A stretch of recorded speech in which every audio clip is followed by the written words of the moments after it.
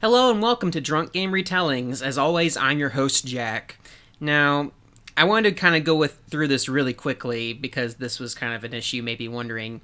I have switched over from SoundCloud to Libsyn due to SoundCloud's, bankruptcy issue. And then I was kind of afraid that if I kept hosting on there, we would have to deal with the issue of, either subscription cost rising or some other nightmare scenario. And I honestly did not want to deal with that.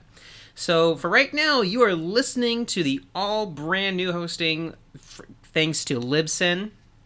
And also, you may also be listening to this on YouTube. Also, what I'm going to be doing is that I'm going to be ensuring that I explain the premise of the show for now and for every episode. So in case this is your first episode, welcome. Here's how this podcast works.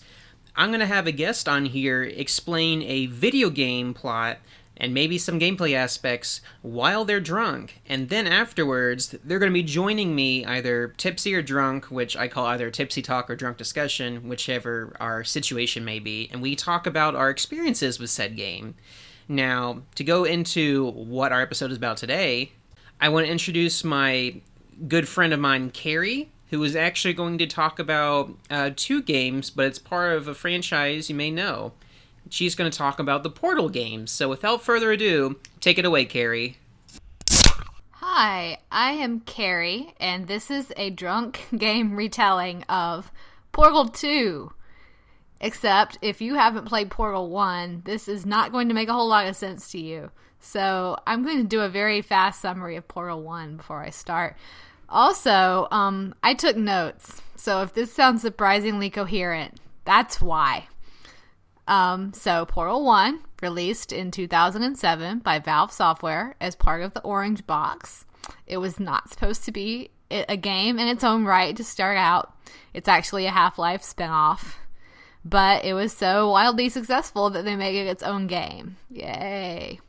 So, in Portal 1, you are Chell, who wakes up in the Aperture Science Computer-Aided Enrichment Center, and you solve puzzles with the help of the Aperture Science handheld portal device, or the portal gun, which you should know what this is already. You put one portal on one wall and the other portal on the other wall, and you go through one and you come out the other. Your guide through the chambers is a disembodied voice named GLaDOS, the genetic lifeform and disk operating system, who is cryptically threatening most of the time, and you keep finding messages on walls telling you not to trust anything she says, or the cake is a lie. And as it turns out, GLaDOS killed everyone with neurotoxin and intends to kill you too once you finish her test chambers of doom. So you escape the test chambers, you sneak through the walls, and you find her, and you make her explode. So the original ending to the game was Chell on the pavement outside with bits of GLaDOS raining down around her, burning, and fade to black. But then in 2010, Valve released an update for the PC version, which changed the ending.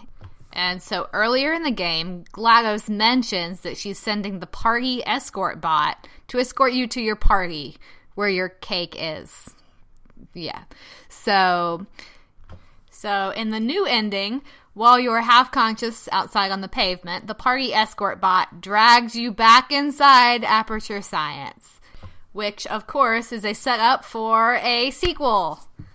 And at this point, if you want to be a completionist, you can go read the comic Lab Rat, which is online on the Valve website for free. And it's about Doug Ratman, who is a precious cinnamon roll. No, he's the one who wrote all the messages on the walls for you. So it fills in what happens between Portal 1 and Portal 2, which is that Doug is actually the one who makes sure the power gets turned on so you don't die. And then he gets shot by a turret. So, sadness. And I just summarized all of Portal 1 in 3 minutes. Yay! So, now Portal 2. So, Portal 2 begins with Chell waking up again in a long-term relaxation unit, which looks a lot like an old motel room inside a shipping container, which happens to be an advanced cryostasis unit. Welcome back to Aperture Science. So, Chell wakes up and literally everything has gone to shit.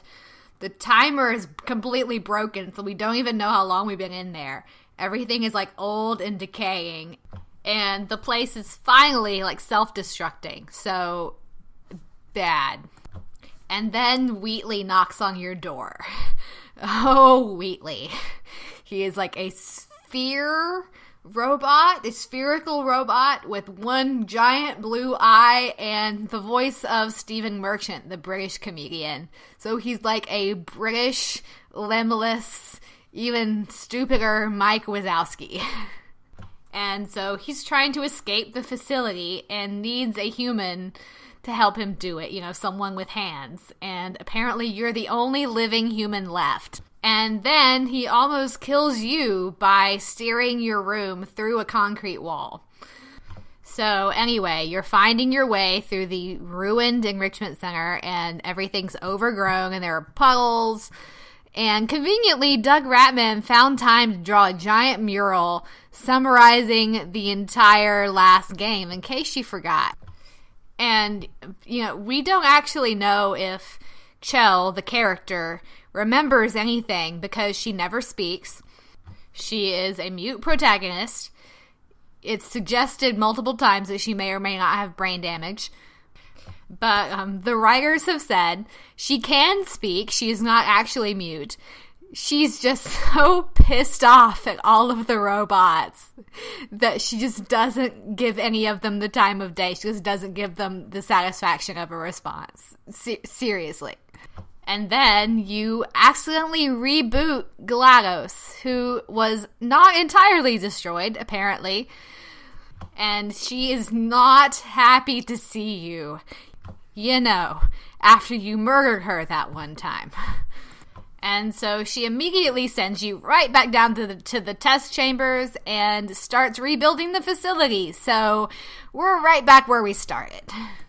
Except this time it's personal. She's got a grudge. She's planning on keeping you and testing with you for the rest of your natural life and then some. And the writers actually described her at this point as acting like a jealous ex-girlfriend, which makes one of my ships canon.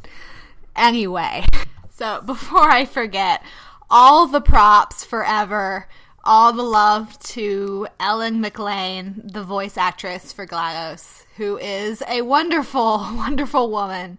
So talented. Put so much love into this character. It's amazing. So, yeah.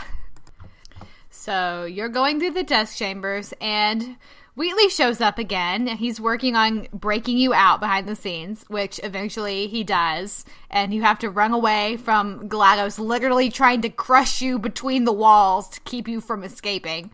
And so his escape plan goes something like this, is that her primary methods for killing you are her neurotoxin and her turrets, which are basically like adorable guns on legs.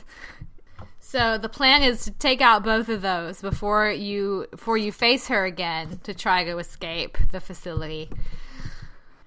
So you sabotage the turret production line by making all of them defective, and then you destroy the neurotoxin generator.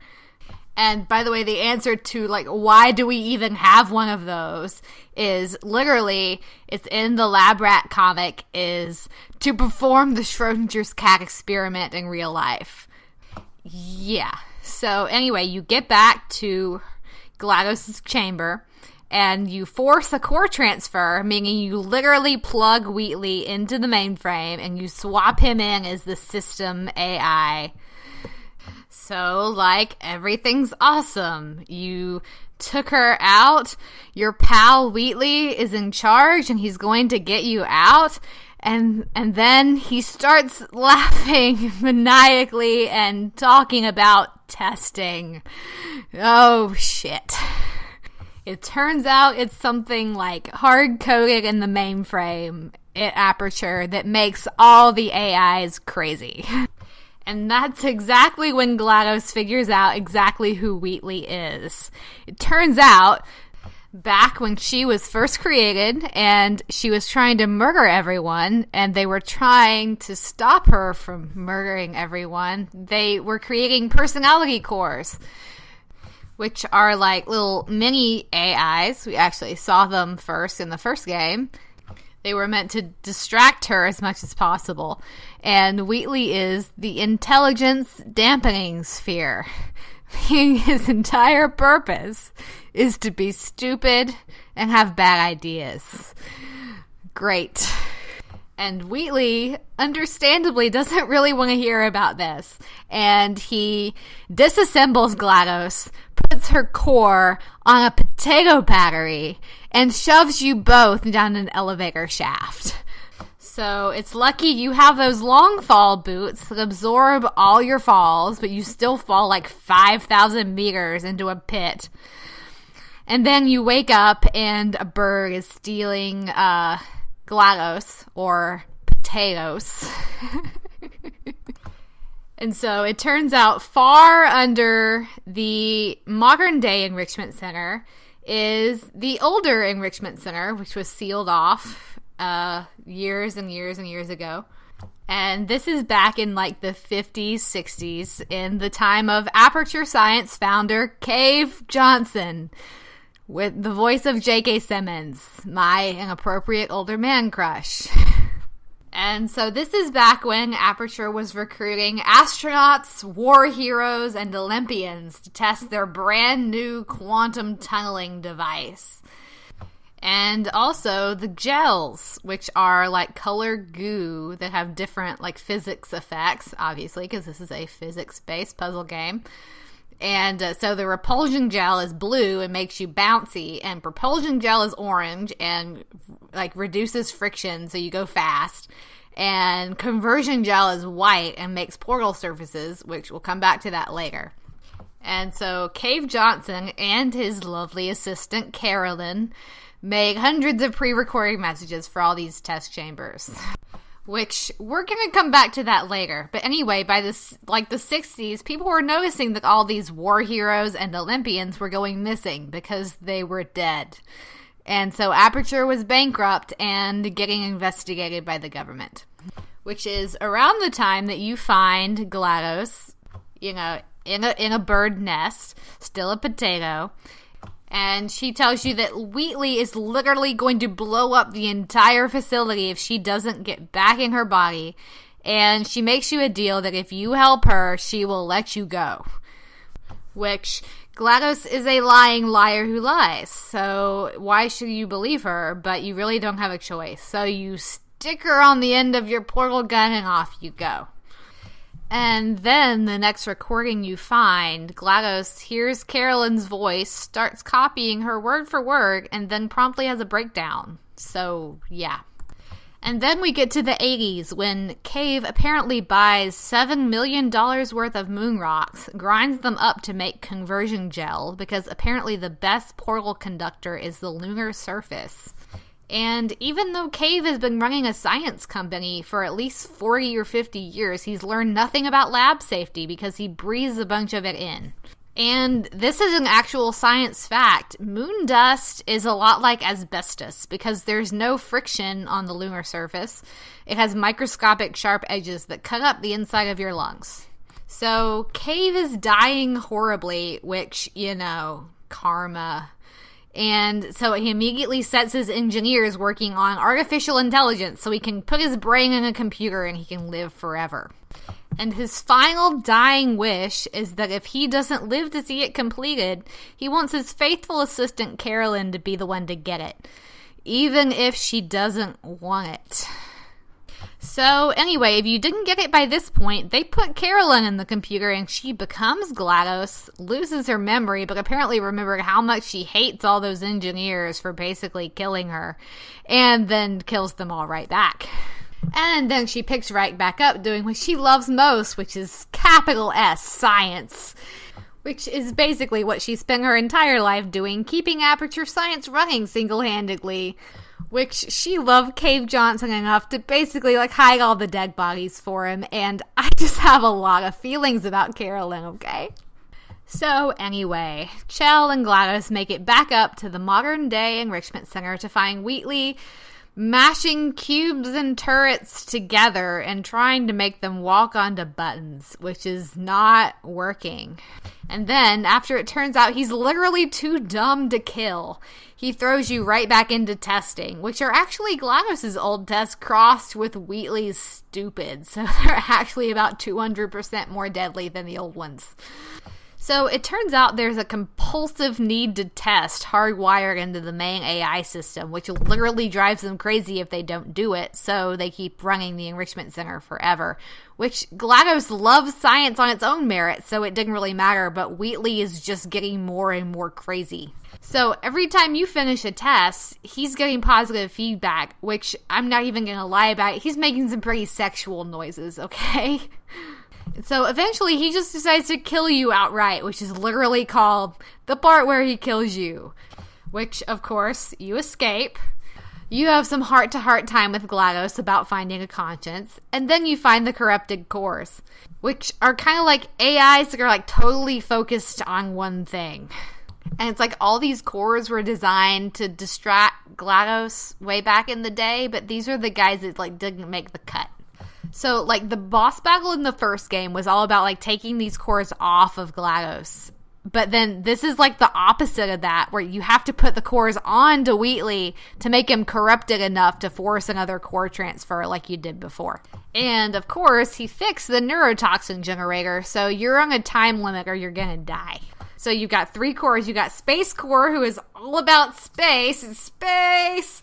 And then Adventure Core is hey, pretty lady, want to go on an adventure with me? And then Fact Core keeps saying facts that are incorrect. And by the way, all these cores are the voice of Nolan North. And then the last thing you have to do is hit the core transfer button, but Wheatley has booby-trapped it so it explodes. And by the way, Wheatley's so dumb that all this time, the facility's nuclear reactor has been melting down. All the screens in the test chambers are the blue screen of death. And all he had to do was press any key to vent the emissions. This is what GLaDOS was talking about when she said that the facility was literally going to explode under his control. And so everything is literally falling down around you. The ceiling flies off. And what do you see above you but the moon? And the game gives you control back of the portal gun for long enough for you to shoot a portal at the moon. And it lands. Which is actually another science fact, which is pretty cool. They actually did the research on this, how long it takes light to leave Earth, hit the moon, and come back to your eyes. So assuming a portal travels at the speed of light, that's actually real. So your portal lands, and all of a sudden everything in the room is being sucked into this portal to space. So you grab Wheatley. Wheatley's being pulled out, and he's like, I can still fix this. Hold on. Catch me, catch me. And in the meantime, GLaDOS puts herself back in charge, grabs you, and releases Wheatley into space. So she saves your life. And then you pass out because you've just been in space without a spacesuit for a minute. You should be dead. And then when you wake up, GLaDOS is all thanks to you, I learned the true meaning of friendship. I also learned where Carolyn lives in my brain. And then she deletes Carolyn. But then she's like, before you came along, nobody murdered me or put me in a potato or fed me to birds. And then you came along. You dangerous, mute lunatic. So it's less dangerous for her to let you go than to keep you because you destroy everything you touch. Or, what she actually promised you all along, but that's totally not her Carolyn side. No way. So she lets you go, but not before she and the turret sing you a goodbye song. And it's an Italian aria because Ellen McLean is a trained operatic soprano. And it's all about, like, goodbye, my dear, goodbye. Please stay far, far away from science. And then Chell finally sees the surface, and it's beautiful blue sky and a gold wheat field, and then GLaDOS spits your friend the companion cube up to take with you. And then Jonathan Coulton wrote the new credit song, Won't You Gone, because, of course, he wrote Still Alive, which was one of the best video game songs ever. And then the post-credit scene is Wheatley floating in space with only the Space Corps for company, wishing he could tell you how sorry he is for everything he did. And then technically the story continues with the co-op campaign, but I won't get into that here. So, it's been fun. Don't come back. Bye.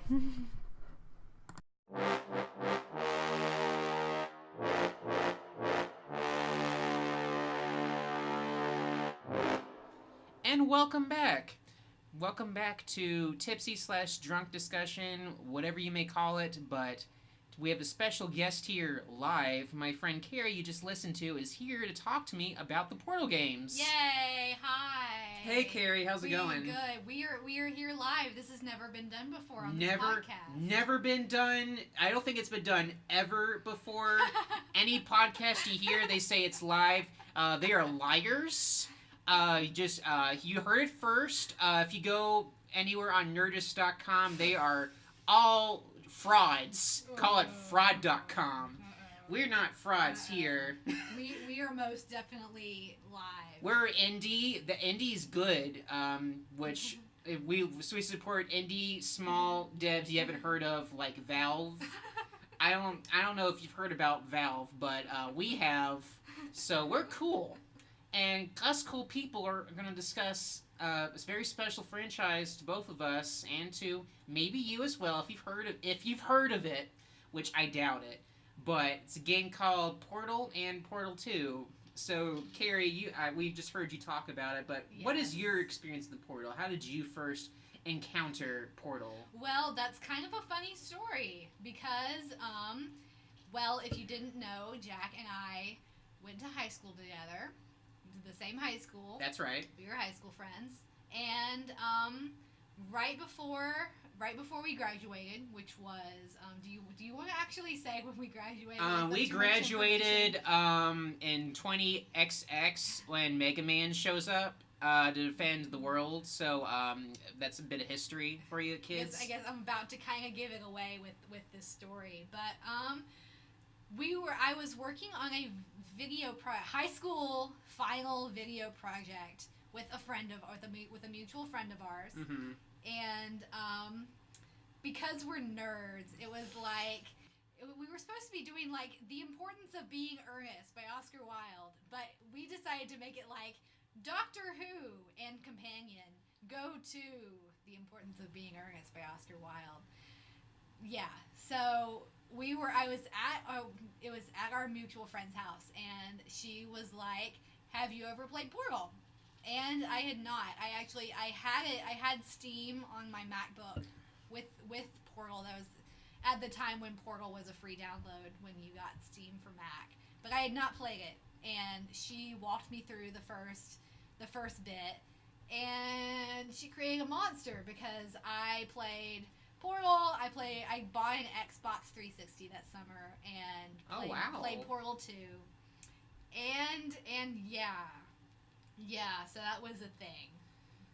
That is great. I'm glad that all happened. This was all led to here. Yeah. So and then that was the summer between high school and college. So that ended up like my obsession with Portal, some of which turned up on my Facebook. My new college friends were like, oh, you like video games? I like video games. We should be friends. So that actually led to me meeting a bunch of my actual real life friends in college. So Well, my Portal story is a little less exciting. I've been interested in Valve for a long time. I used to, back when Steam was using the puke green aesthetic, the jank version, as some of you may remember. Never forget those terrible days. But in those terrible days, I always would replay the Half-Life 2 demo, which would either have you in that opening section where all you could do is buy soda cans, throw them at people, and fuck the police, or what you could do is you could go to Ravenholm and go to hell. And so that was fun when I was 13.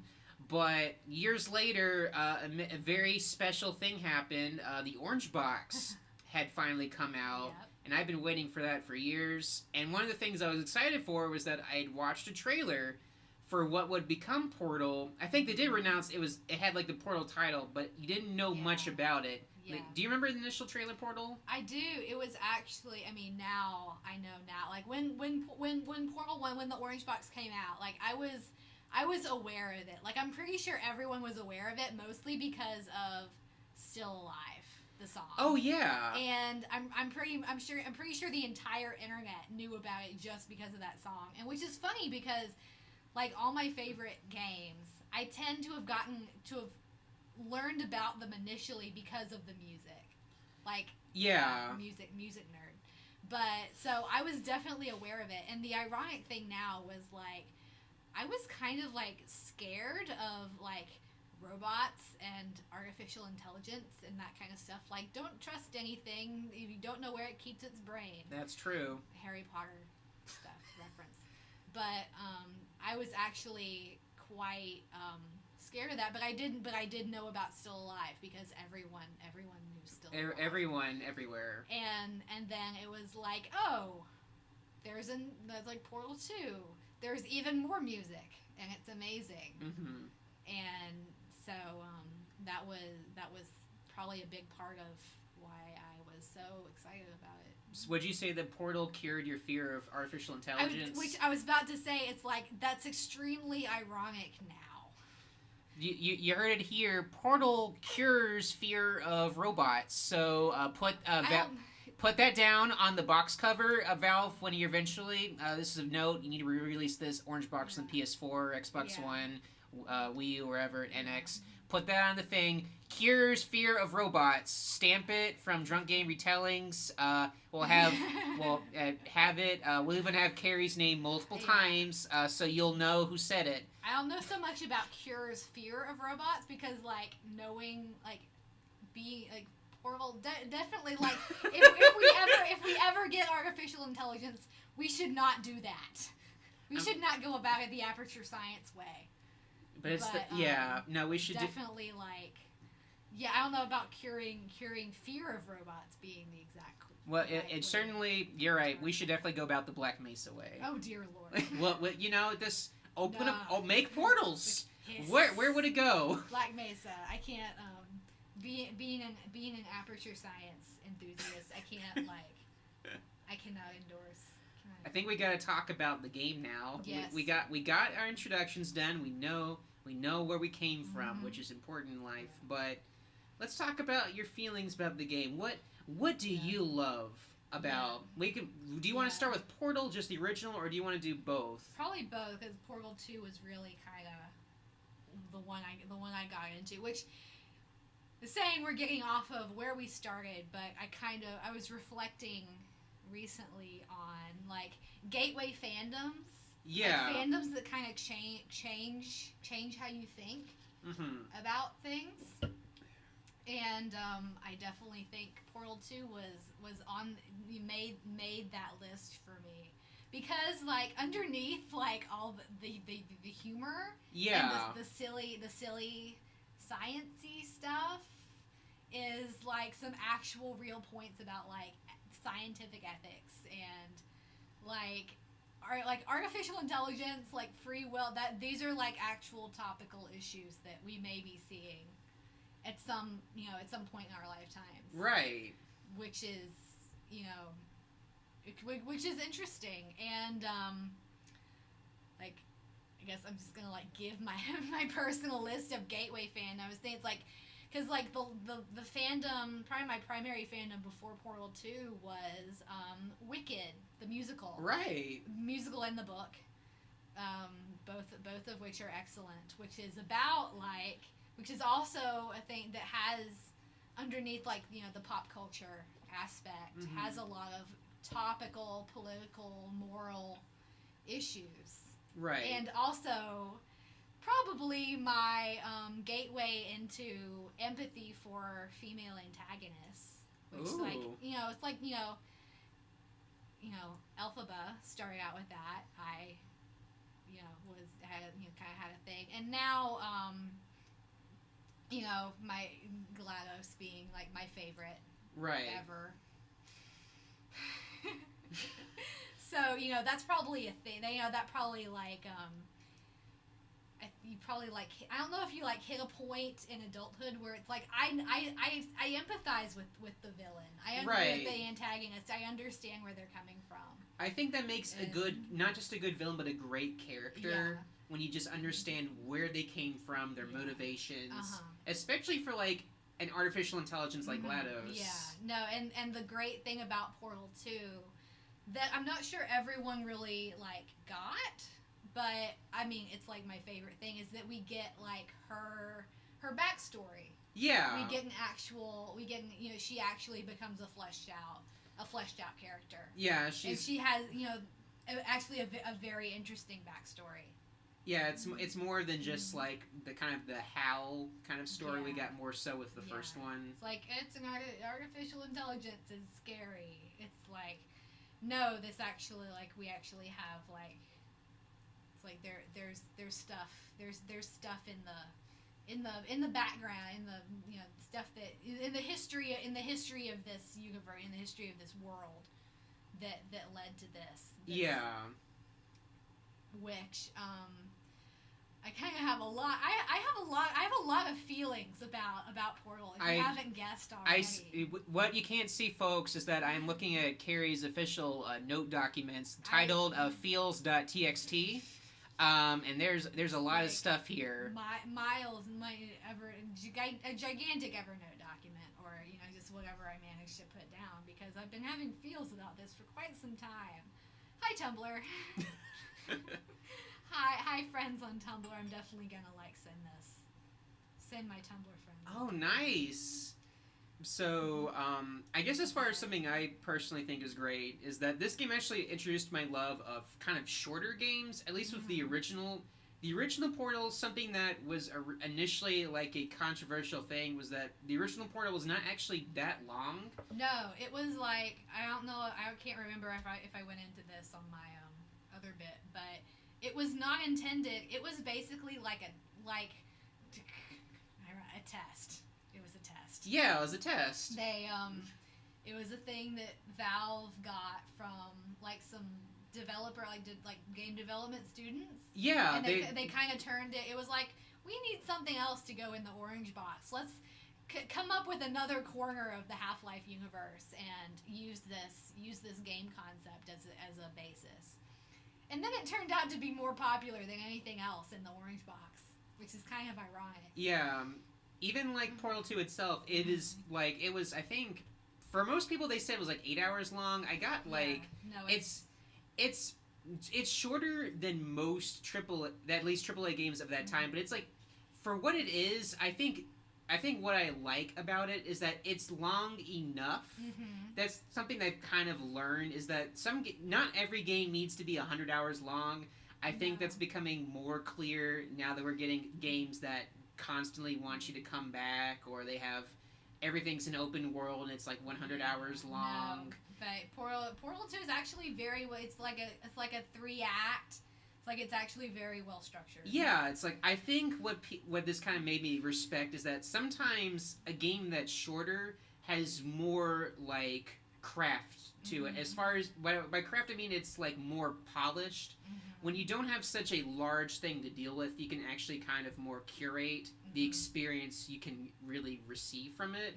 And that's what I really got from Portal. I got like a really cool puzzle game that just happened to be in first perspective and have ties to like Half-Life whenever. Yeah. But it's not even Half-Life Like- connection that makes it great. Yeah, and the characters are so well thought out for a game that has like, I mean, you can count the characters in Portal unlike on two hands, which is frustrating for the fandom sometimes. Mm-hmm. But and then most of the characters are only voices. Mm-hmm. But they're still, all of them are so well thought out, even if you only see them very briefly. Even like characters that, I guess that kind of ties into you. I think I may have a hint as to what your favorite character is, but can you tell me about your favorite character? Oh God. In Portal? Oh yeah. Well, all the characters, and the one thing that I don't see a lot of people talk about this game is that the voice cast was so fantastic. Yes. It's like what other video game has like this many like, because you have J.K. Simmons. Yes. As Cave Johnson. You have Stephen Merchant, co-creator of The Office, British comedian, as Wheatley. You have Nolan North, who's like in everything ever. Yeah. In the cameo at the very end as the corrupted corpse. It's like what other game has that many people? It's like, and also now I have an inappropriate older man crush on J.K. Simmons. Which, he is the best. Yeah. You gotta respect J.K. Simmons. Which, side note, go see Zootopia, the new Disney movie. It's excellent for all the other reasons besides that J.K. Simmons is in it. Wait, he's in it? Yes. Oh my! He's the mayor. Oh my God! He's the lion mayor. Oh, this changes. I was apprehensive. Now I have to see it. But also, if you have played Portal 2, think about it, like, because he's the mayor who has an assistant who who is overworked and underappreciated. And I was already getting feels about that. Oh no! So I was like, oh God, it's my OTP all over again. But I should have considered that a little bit more, if you get my drift. So go see Zootopia. Go see Zootopia. What Zootopia? What animal would GLaDOS be? Oh dear Lord. What would GLaDOS? Would she actually be a robot or? Actually, go look up the secretary bird. She's a bird. Which is ironic because she hates birds. Well, she. Because the birds were pecking at her. Yeah, and then she, if you've seen which kind of off, there's the co-op DLC, and I guess minor spoilers, ends with GLaDOS raising several baby birds as her personal killing machine. Which we never find out exactly what happens with those birds, which I would personally like to know very much. But, Well, as far as just thinking about favorite characters, I have a soft spot for the turrets of Portal and Portal 2. The turrets Everyone loves the turrets. The turrets are some of the cutest killing machines I've ever seen. Yeah. They are so sleek. They have such a cute design, and yet they're murderous. They're murderous, and yet they're so sad when they don't hate you. They don't hate you, and when you like knock them down, you feel so sad when they kind of close up and shut down. Aww. They're not. I mean, for the most part, you don't really kill them. You just you press the power button down by knocking them over. Yeah. Which, while we're on the subject of the amazing voice cast of Portal 2, also playing pretty much every other part besides all the other ones is the fantastic Ellen McLean. Oh, of course. GLaDOS and the turrets, and I think that's it. But she's also the turrets, because those were the only voice parts in the original was GLaDOS and the turrets. That's right. And she was all of it. Although there were other characters, but they're all unvoiced. Like the his name was it Ratman? Was his name? He never gets a voice. Doug Ratman. Oh, my feels. Which you may know if you don't know his name, you probably feel his presence because he is the origin of the cake is a lie. With all when in Portal 1 and in Portal 2 when you find all the scrawly murals and stuff on the walls warning you that GLaDOS is lying to you about that cake she's promising you. Yeah. And that's Doug. And if you read, I think I talked about this in mine. There's a tie-in comic. That's right. That Valve released between Portal 1 and Portal 2. I remember that. Was that like I'm trying to remember how that was released. Was that just on their website? I don't know. Because I remember like the lead up to Portal 2 was like it was an epic alternate reality game. Yes. Which that was kind of like very like immediately before I got into the fandom, so I learned about all that after the fact.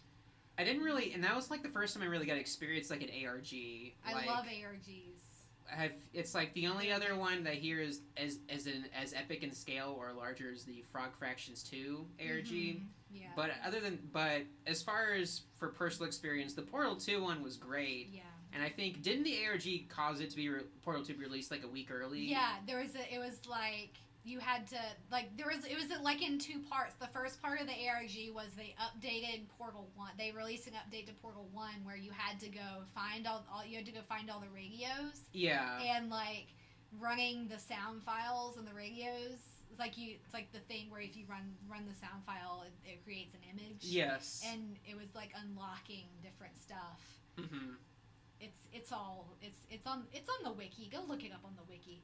But then the second part was the more game, like there were certain games you could play in Steam. Right. That like the more time you added on it, like added.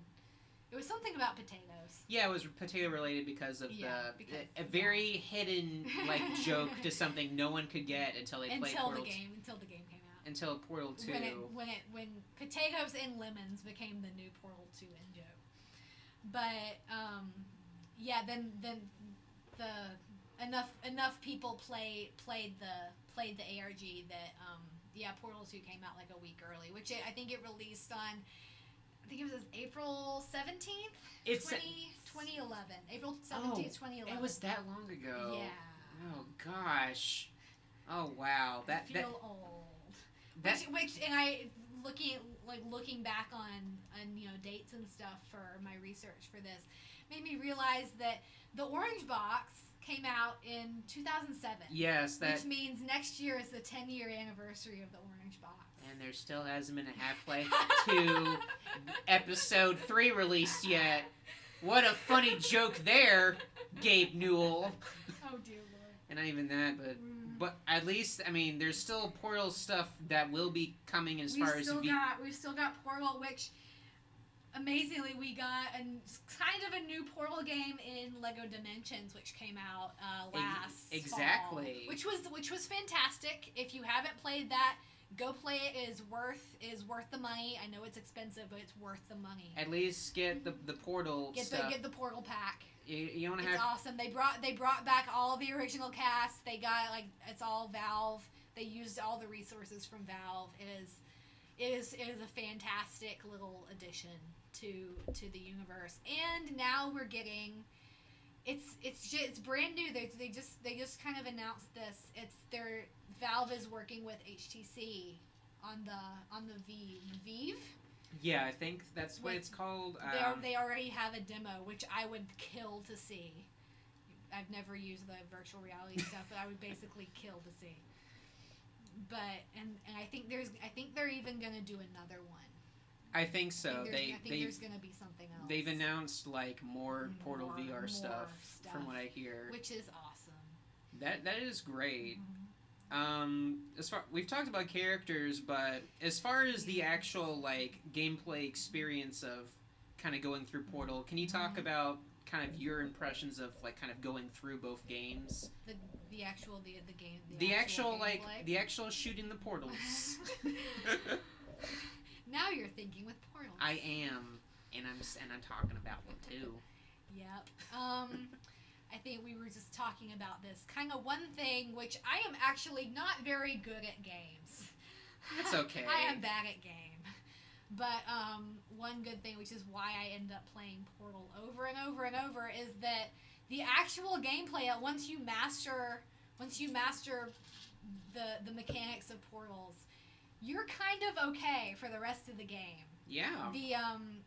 the difficulty only changes like as the puzzles get harder, which is kind of like one big uphill slope. It's like the beginning is like just basically the tutorial level for like the first hour or so. Yeah. And then it's like, okay, getting a little harder, and then you go through old Aperture, and you kind of learn the new mechanic with the gels. That's and then right. It's like the end, and it's like, oh god, this is difficult.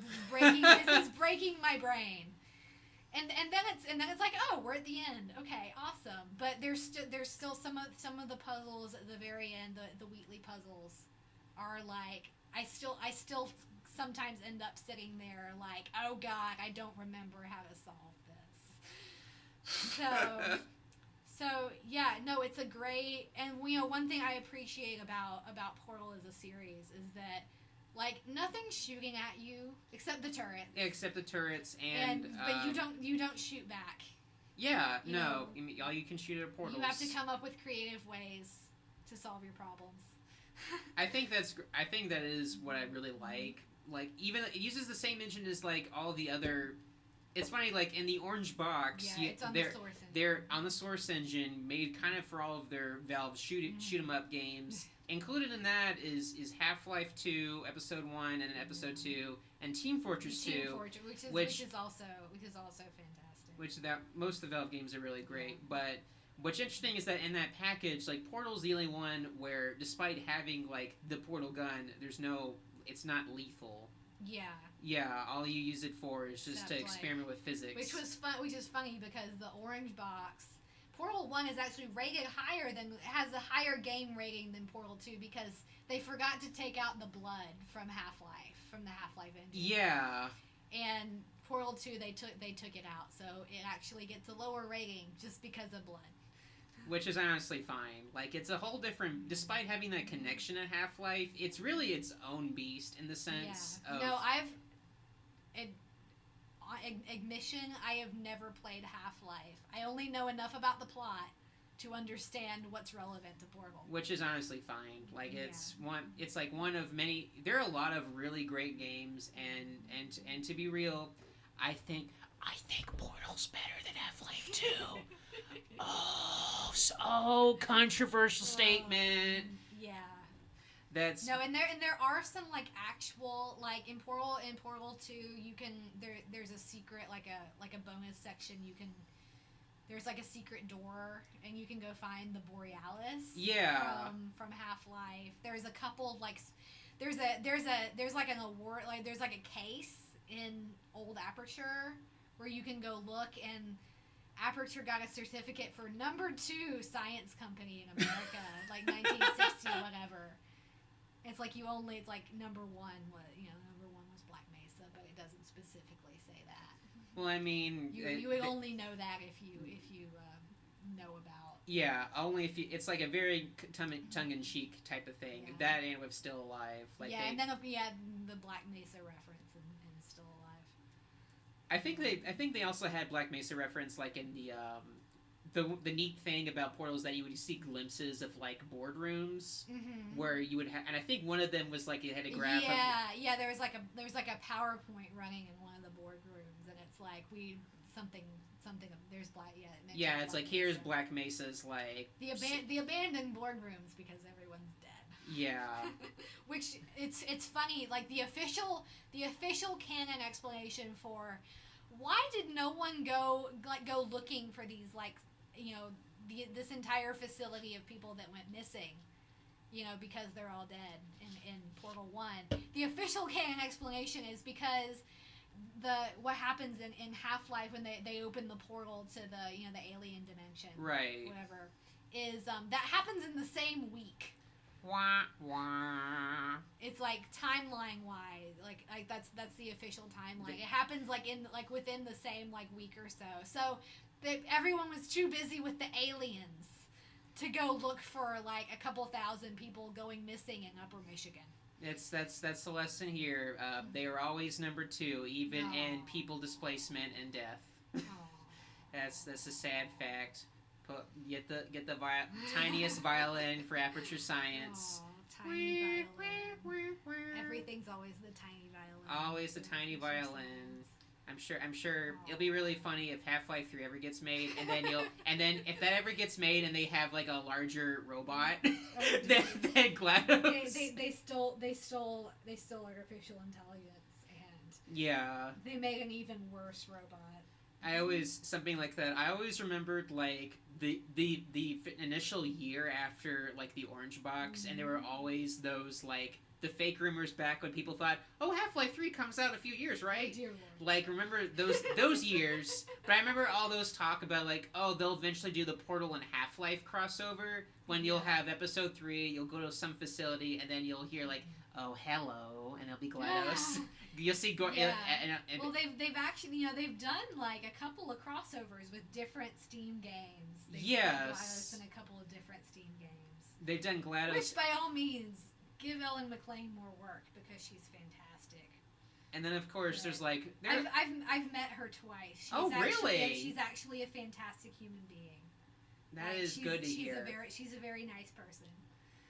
So is her husband, who voices the sniper. Who's the John Patrick Lowry, who is the sniper in TF2. Yeah. They're wonderful. I hope he gets to voice something in any Portal thing eventually. Does he? That would be funny. I don't think he does. No, he doesn't. No, but that'd be funny if he got. He's in like Doga. Yeah, he's in. Yeah, that's the one Valve thing I just not interested in because I don't play MOBAs. And they've done some other stuff. TF2. Now I'm feeling sad for. TF2 is not getting as much love anymore because of how old it is, and now that Dota 2's around. It's still got a fandom. It's still got a great fandom. It just feels kind of like, oh, I just want a little more love, but I also want more love for Portal, which is getting some more. This is while we're plugging things. Go if you're a fan of Ellen McLean, if you're a fan of her performance in Portal, go watch the web series Wish It Inc. Mm-hmm. Which is Synthetic Picture House. Oh, really? Is who makes that, and they're fantastic. They actually started as they made some Portal fan videos, right? And then they've branched off into their own original content, but they brought on Ellen McLean. Oh, wow! Somehow that happened, and she is. It's a series about what if, like, when you make wishes on like pennies and fountains and your teeth to the tooth fairy. What if there was a corporation that processed all your wishes, and she's the fairy godmother who's like the CEO. Which is fantastic, and they drop more than one Portal reference, which is kind of awesome. But they there's one season their crowdfunding for season 2 failed last year, so hopefully they're gonna try again sometime. I love you guys. Hi, but go watch that. Give them some views. Well, I guess speaking of sequels, even though it's not enough, even though. Maybe one day they'll go to 3, but if Valve were to ever make Portal 3 and that magical, all the planets and universes align and it pigs all of a sudden gain the ability to fly and it rains chocolate milk and lemonade. I don't know if I really want that because Portal 2 wrapped up this, like, they've already said that it's like if they may, when they make anything else, they're not bringing back Chell as a protagonist. Like, they wrapped up her story. She's free. She's gone. She got her freedom. So she's, and which that was kind of the issue with when they were developing Portal 2. They weren't gonna bring back Chell. Yeah. Which is another thing I actually I've got in my notes here is not everyone realizes that the protagonist, the first person perspective protagonist of Portal is a woman. Her name is Chell. She is female. Not everyone, because you can only see her face if you see her through portals. Or it's like when you do like 2 different portals, you can kind of see her. They never and it's like a subtle thing. They never really like. Yeah, but it's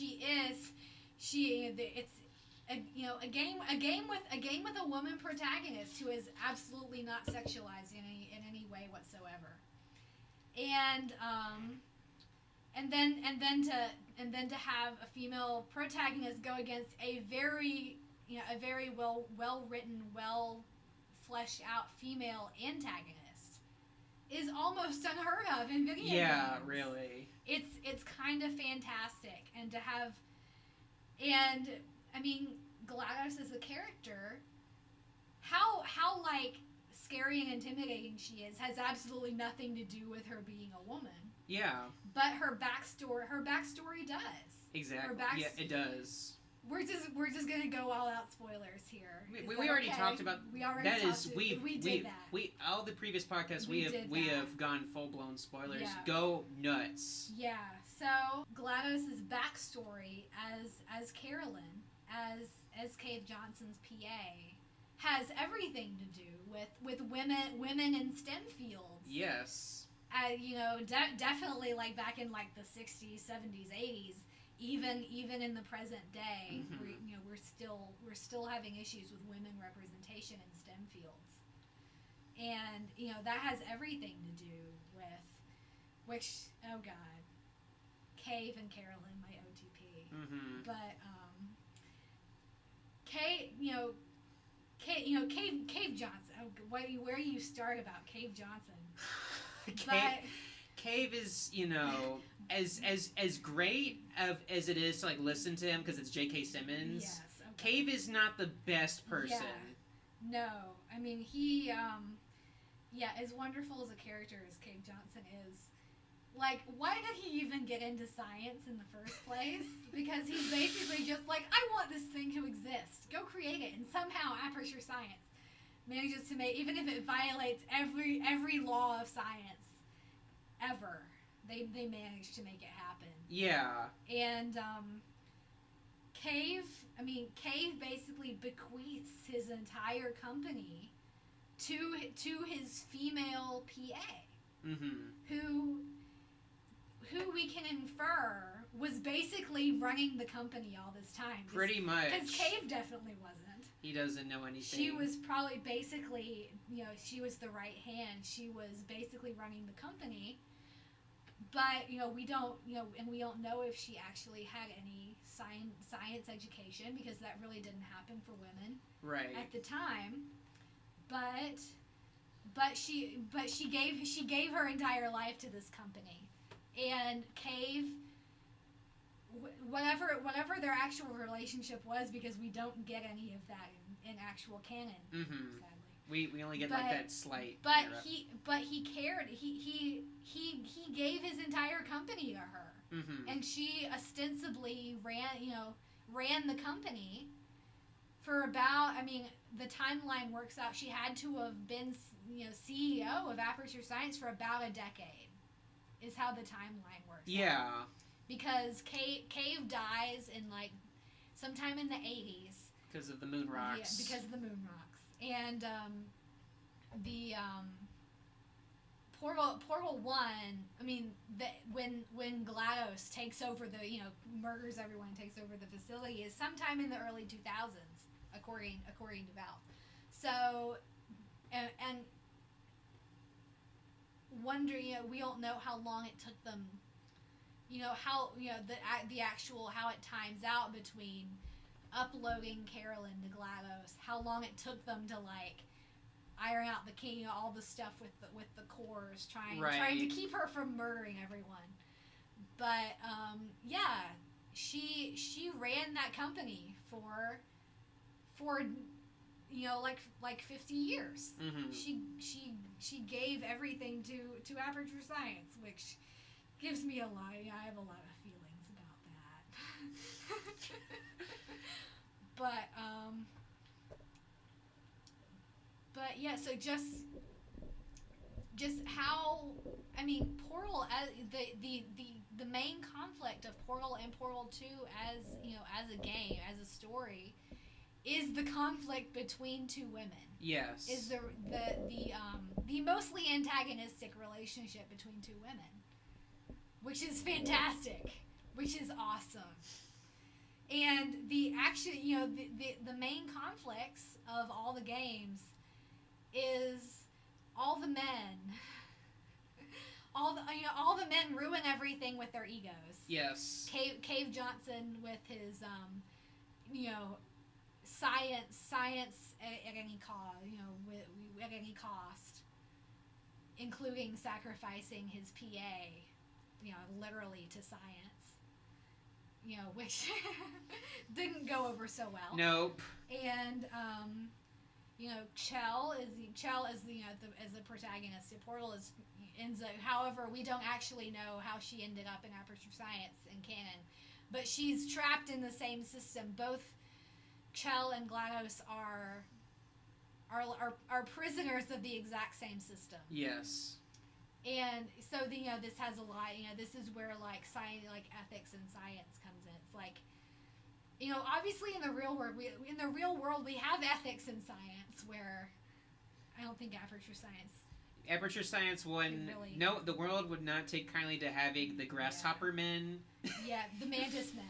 That's right, the mantis men. Which is fantastic. Side note, in Lego Dimensions, in like the open world side of Lego Dimensions with the Portal Pack, you can fight an army of mantis men. Oh my god, really? Yes. Wow. Yeah. They pulled out that many details for that, just side note. But yeah, and then in Portal 2 back to what we were. Then Portal 2 repeats the same system. Wheatley, who we can assume that if Aperture Science if their version of artificial intelligence hinges on uploading actual people, yeah, we can assume this is kind of like get into like meta horror, but all the cores, all the other artificial intelligences in Aperture, we can assume that all of them were people too. They found ways to get Nolan North cloned. They were probably uploaded against their will, which is kind of horrifying. That's why Nolan North is in every game. It's all the different Nolan North cores that got freed from Aperture. They're running around. It's perpetuated with Wheatley, who of course was created to be a moron, but he perpetuates the same cycle. He kind of uses Chell for his own ends, and then once he gets plugged into the mainframe, turns into like a megalomaniac. Yeah.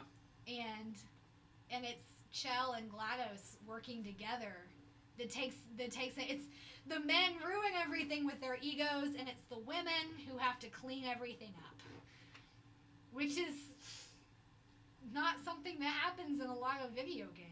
Or there's a lot of media too. Not something that's addressed in a lot of media. Which is interesting. And also, just on the subject of representation, the face model for Chell, her name is Alicia Glidewell, and she is half Brazilian, half Japanese. Oh. Which means that Chell is a woman of color, which should not be glossed over ever. No. So we have not only ample female representation, but women of color representation, which is fantastic. Yes. Which is awesome, and there's kind of running. It's like, let's never forget that Chell is actually a woman of color, kind of perpetually reminded in fandom. Which is kind of a recurring issue in Portal fandom, because the other thing in Portal fandom is, I mean, kind of in any fandom where where the characters aren't always, you don't get a visual representation. Yeah. There's a naturally there's a tendency to like make visual representations of those characters. Right. And it's happened with several fandoms, but I tend to call it the Wheatley effect, because there's a tendency when there's like kind of like, I don't know if it's like a nerd dorky male character, a tendency to humanize them as like skinny and white. Oh, and, no! And like a romance thing, or no, but like physical, like just like visually, like in like a button-up shirt with suspenders. It's like this specific character model that ends up getting used over. I think the predecessor to the Wheatley effect was the Onceler from the Lorax, the animated movie. Oh no! Which was kind of horrific. I have a lot. That fandom was I just remember a lot here. I remember someone telling me about the Onceler fandom, and I was wait, what? And then I got sent links Yep. like, I didn't need to see this. Yep, I lived through I that. didn't need to see this. I've been there. Oh God. And then it kind of renewed itself, and then it happened with Wheatley, because like none of the characters in Portal, like most of the characters in Portal aren't human. Yeah, there are a lot of cute So robots. there's a tendency like humanize it, which sometimes goes very well and sometimes does not. Like there's also, well, I'll keep going. It kind of perpetuated itself with Cecil from Welcome to Night Vale, which is fantastic. I love Night Vale, but people repeatedly like drew Cecil as like a white guy with in a button-up shirt and suspenders. Yeah, and tattoos in a third eye, but which there was kind of a movement against that in the Night Vale fandom because there kind of a movement to make Cecil a person of color based on the setting of Night Vale. But then in Portal fandom they don't really have it because Stephen Merchant actually is a tall, skinny white guy. But does he wear suspenders? He probably has. I can see that. And also like Stephen Merchant's like comedic persona is more or less about like being a nerd who can't get a date. Oh. Well, I guess because he keeps turning into a giant megalomaniac robot who gets sent to the moon. Yeah. You can't find any girls in the moon. So, Stephen Merchant's actual, persona is not that far off from Wheatley, who is kind of repeatedly problematic within the game. Yeah. And then he rightfully gets sent to space, where he thankfully did he win? I remember. Poor Wheatley. I remember when Portal 2 came out. Like those were that was back when. Yeah. The three memes of Portal 2 was like space, potatoes, and lemon. That's right. The lemon speech. I'm for. It's like this. It's kind of weird. Which is which is kind of. There's kind of like a dissonance between people who like casual people who play either played Portal 2 just kind of or only know about it from the memes. Yeah. And people who are like emotionally invested, because the lemon Cave Johnson's lemon speech. Yeah. Is like, when life gives you lemons, don't make lemonade. Make life take the lemons back. Which is actually tragic because he's dying. Yeah. And most people are like, oh, make life take the lemons, but there's combustible lemon. And then the rest of us are like over here like, oh, it's sad. Like sobbing because he's dying. And then that's also like immediately after that is when you figure out, oh yeah, Carolyn actually, this is what actually happened to Carolyn. Mm-hmm. We actually find out, subtextually what happened to Carolyn, which is tragic. Yeah. But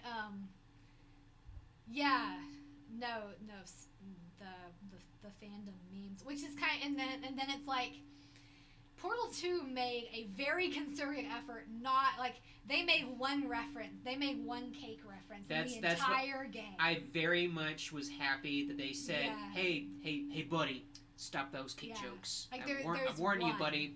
I'm going to take off those suspenders. There's exactly one. And it's like around the middle of the game, and there's a sign that's like GLaDOS,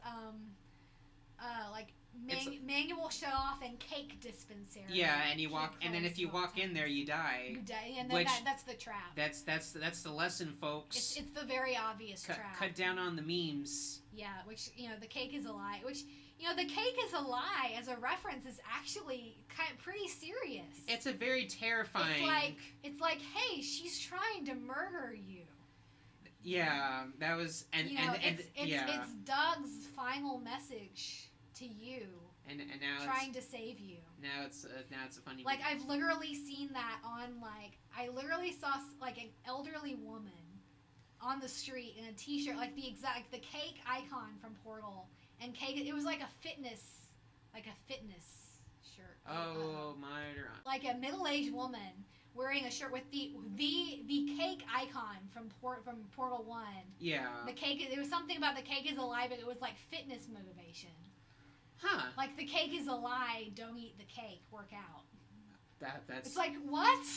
Yeah, cake is a lie is kind of like, it's run down. It's, yeah. It's when it reaches the point where you might hear your mom or your grandparents. It keeps recurring, and the fandom is just, every once in a while, it's just like, stop saying that, please. I remember, like, in high school, just going, like, hey, this joke's kind of run down. Can it stop? And then I'm just in college going, like... It's like no one even uses it in context. I heard it... Which, it actually has a fairly effective, it's like if you were promised, it's like if someone tried to give you something for free to get you to do something unpleasant, and they actually didn't, like, they actually lied to you about having that reward for you at the end, then the cake was a lie. But otherwise, it's just not. Don't do it. I remember I heard it actually. It was a weird situation when I heard someone say it, like, when I was in college, like in senior year, so like last year, and they said, and then right after this guy said, he's like, "You guys get it?" And I was like, "What's the joke? What's the joke? You just said a reference." So I didn't say anything. I denied him. That. I'm just, no. No. Yeah. Don't do that. No. Please, for the love of God. It's just an internet problem in general. Sometimes you gotta let something go. Yeah. I know that your memes, you grew up with them. They were funny, but, there's a whole world out there full of humor. Like, they're gonna make a Portal VR. I'm sure there'll be plenty of jokes there. I'm sure they'll come up with something, because the Portal writers are fantastic. They are very funny. They're sure wonderful. They don't have to repeat the same jokes. You can learn to like a new one. I promise you. They'll come up with a new joke. They'll come up with a new joke you'll say for 10 years. Yeah. That will stop being funny after 3. But is there anything else you want to kind of mention as far as... We've talked a lot about Portal as far as, like, its characters, its story, kind of like its gameplay. Is there anything else about Portal that you really just want to get out there? Oh, geez. Well, I've just scratched the surface of, the depths of... It's like a lot of games like these, like, even though I mentioned this, like, even though they're like not huge 100-hour, there's so much depth to them. Mm-hmm. There's only you can talk about these for hours, but and I'm personally so invested in all the characters in this game that it's like, where do I stop? It's really hard. It's a game that I mean probably like the only thing I'd like to say is that there's the fandom for this game is still so active. I just like make a call out to all, because like there's still stuff like it's fantastic. And another call, another plug. Last year, there's a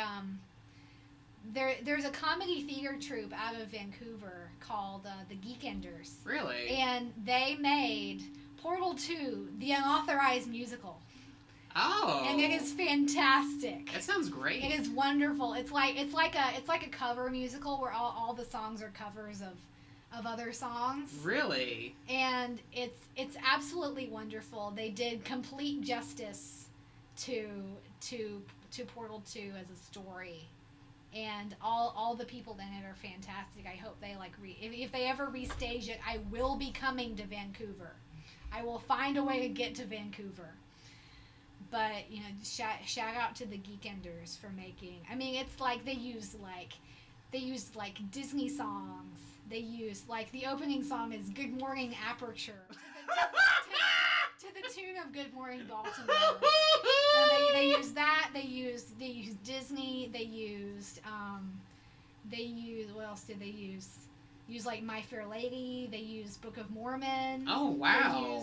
It's all available. It's available for purchase on Bandcamp.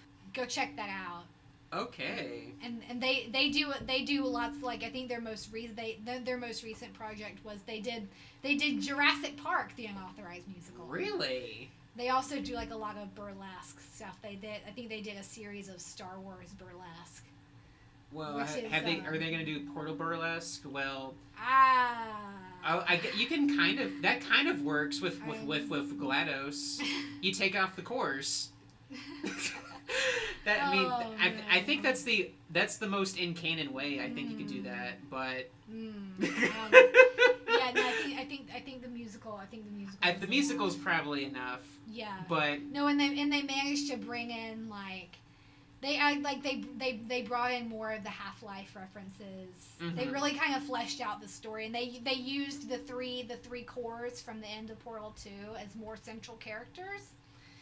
Which was actually a when Portal 2 was being written, they those three cores, like Space Core, Adventure Core, Fact Core, were meant to be more central characters. You were going to interact with more of the cores. Right.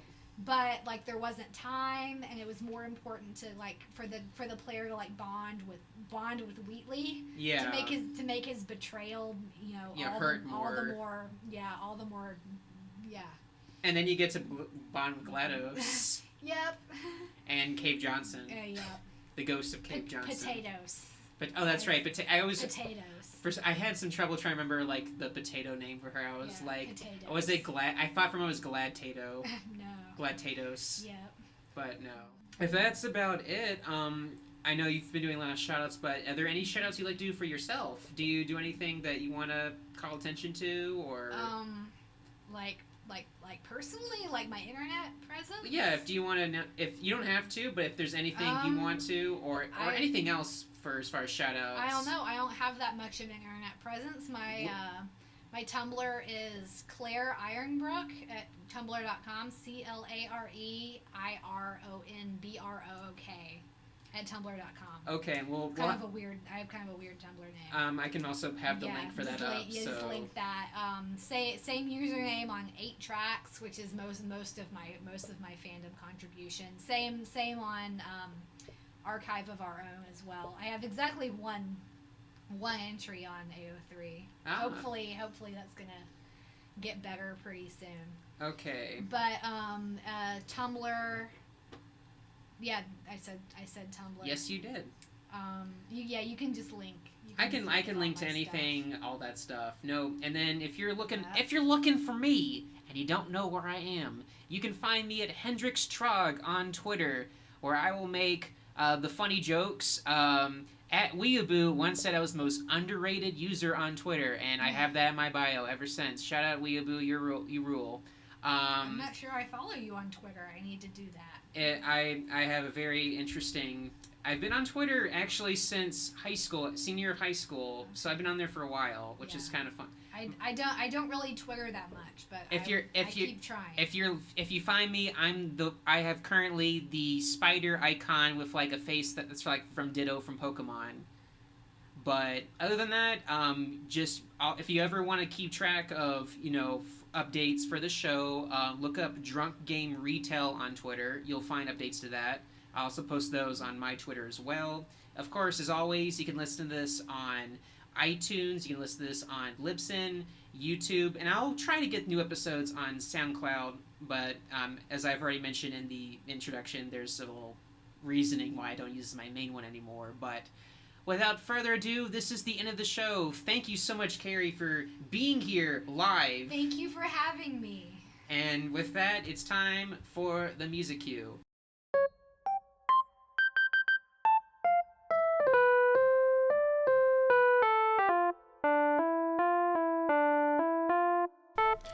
Oh, hey there. Oh, don't mind me. I'm just playing some hit tunes. Oh, you're probably wondering why I'm not rapping or anything. Sorry to say, I've given that all up. I'm trying my hand at a new type of art. Trying out the keyboard, named after, the Mr. Key. I think that was the inventor of the keyboard. So I'm testing this out. This ain't sounding too good, is it? This isn't sounding good. Oh God. Okay, well, we'll do something new next time. Bye.